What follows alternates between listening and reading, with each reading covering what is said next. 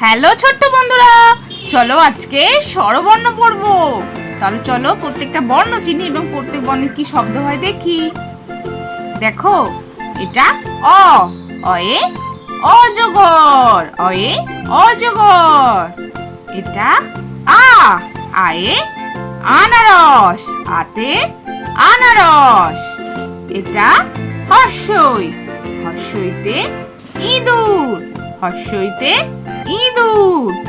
এটা দীর্ঘই, দীর্ঘইতে eagle, দীর্ঘইতে eagle.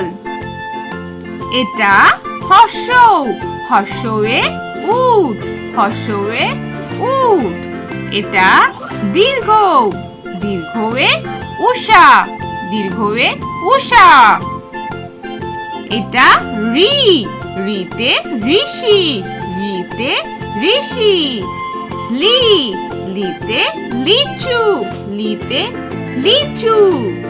এটা এ, এতে একতারা, এতে একতারা। এটা ওই, ওইতে ঐরাবত, ওইতে ঐরাবত।